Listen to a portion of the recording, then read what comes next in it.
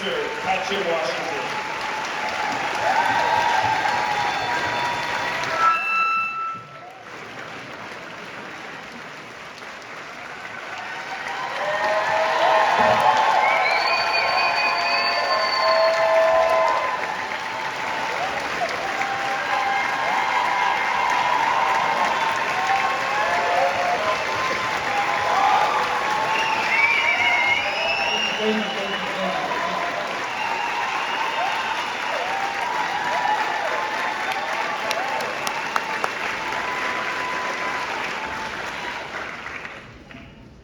Thank you so much for bringing this film to Toronto. It's a magnificent film, powerful. It just takes you through all of the emotions. I know that this is the project that will, in time, bring all of August Wilson's plays to the big screen. But for this one, I wanted to begin by asking you, Malcolm, what attracted you to this particular August Wilson play, and why did you want to direct it? Well, first I want to say thank you all for coming tonight. Thank you for staying with us, engaging in the movie. Thank you for Q&A, for honoring all the work that we've done. I really appreciate it. This is a kind of story that, if you're ready to receive it, it just grabs you in the heart, and you have to engage with it. So it was the kind of thing for me where I was just in a position where I was ready to engage in some of these ideas and think about all of the people in my life and before I was even a thought that gave, that worked and sacrificed and made decisions and took action to leave space for my life to even exist. So I just was inspired by that and wanted to honor that in the work.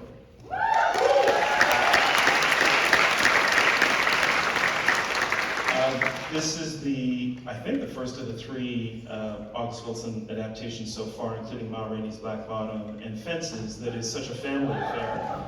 And I want to ask you and John David and producer Denzel just about working together as a family. And Katya. Oh, Katya, of course, yeah, sorry about that, Katya. Washington family all up here. I want to ask you about this, August Wilson's plays are about legacy. And as a family, all families have a sense of legacy as well. So in putting this together as a family project, what did that mean to you and your legacy?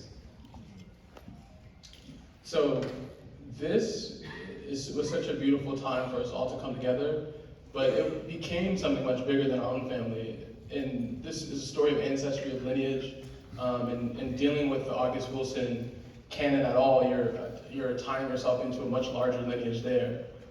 So of course there's the Washingtons are all involved in this, but so are the Deadweilers, the Fishers, the Hawkins, the Potts, Jacksons, Black.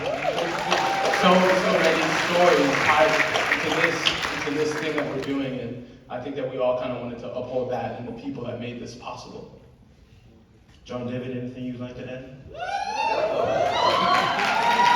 I'm a bit overwhelmed, so excuse me if I can't talk right now, but actually this is my second film with Katya, and so she has good taste. So I want to continue to work with her, and no, just as Malcolm stated, just the family is extended, and it's interesting working on this, knowing that Mr. Jackson, sort of invented the role. He did Boy Willie first, and knowing Michael Potts and his lineage in the industry and how great of an actor he is, I felt like it was passed down in a way that made me feel emboldened to be my best self as an artist. So it was a communal, familiar experience for us. And Katya? I also just wanted to acknowledge the Wilson family too for letting us kind of take up this mantle. This concerns you. I know you're here, so thank you for everything you've done, and thank you for allowing us to be a part of your family. Thank you. And Denzel, is there anything you'd like to add?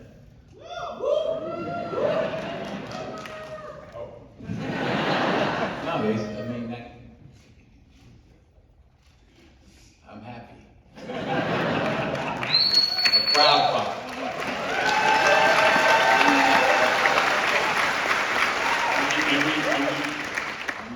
Malcolm birthed another one. It's our third trip together, and we were in good hands. As I've been telling people in the interviews, I left after 2 weeks of shooting. Nothing for me to do. I'm serious. It was like I was in the way. I mean, there was really nothing to do. Malcolm had it under control, and his actors, and they ran with it. I'm glad to be a part of it. Thank you. John David, I'm going to come back to you and Boy Willie. You mentioned Sam Jackson and originating that role, and of course he has a role in this screen version as well. Can you talk a little bit about how you created your version of this character, who people would have seen on stage before, many of us, but then also what it meant to have Sam in the film?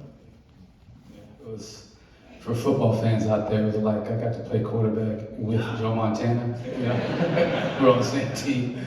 So, but yeah, I started with, you know, my identity, which a lot of it is rooted in North Carolina. My Uncle Woodson, Pauletta Washington, my mother,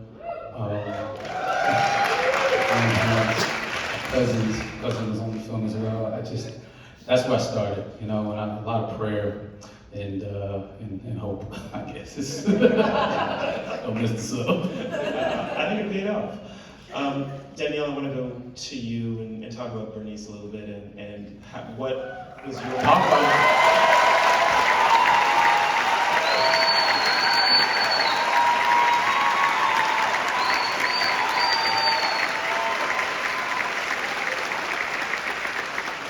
Feel that? Do you feel that? Yes. Okay, good. It is such a powerful performance, and another powerful performance in a string of them that you've been sharing with us over the last several years. I'm curious about what your way in was to Bernice. Was there a detail or some element that connected you with her? I've been talking about the erotic life a lot. Malcolm and I collaboratively developed this. This is a role deeply rooted in spirituality, in a search for a kind of ecstasy of life.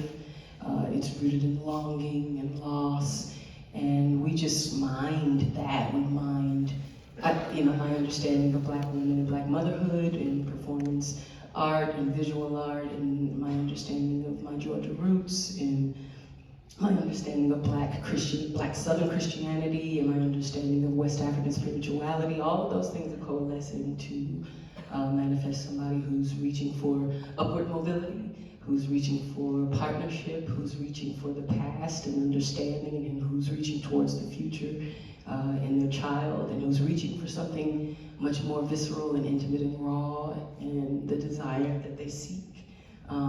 We're putting all that together to make what you saw tonight.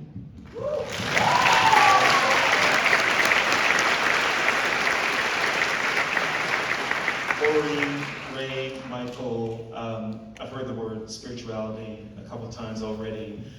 Tell us what it was like on set. Was there a spirit there that you could feel as you were making this? Yeah, a lot of spirit, a very playful spirit, a very grateful and humbling spirit. You know, we filmed this, we were able to continue filming during the writer's strike, and I think, you know, that added to our what's the word I'm looking for, Corey? You know all my words. But that our gratitude to be able to continue the work.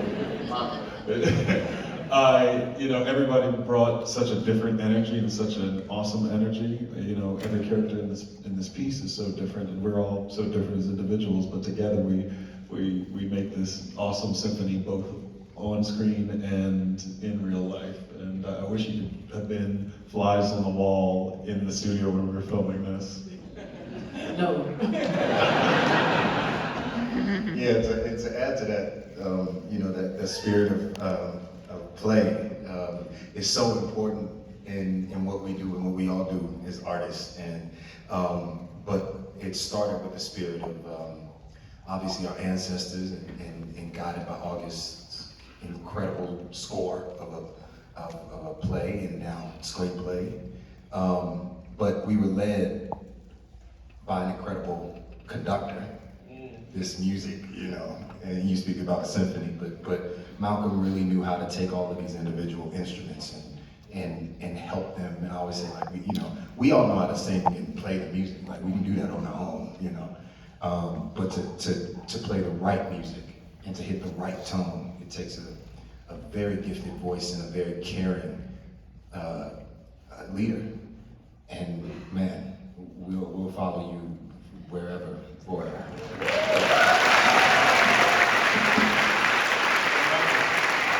No, I don't have very much to add to that, but other than the piggyback, the spirit of August Wilson was very important because it lives in his words. And so speaking those words is kind of like a sermon in a way. And I know it fills me up being able to do it, being able to listen to others, you know, give voice to it.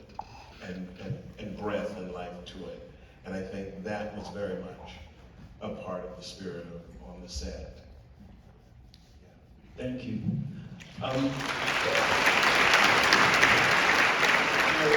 When you're adapting anything for the screen, you have to give it its own cinematic shape. Malcolm, and maybe also the producers as well, I'd like to ask you, as you're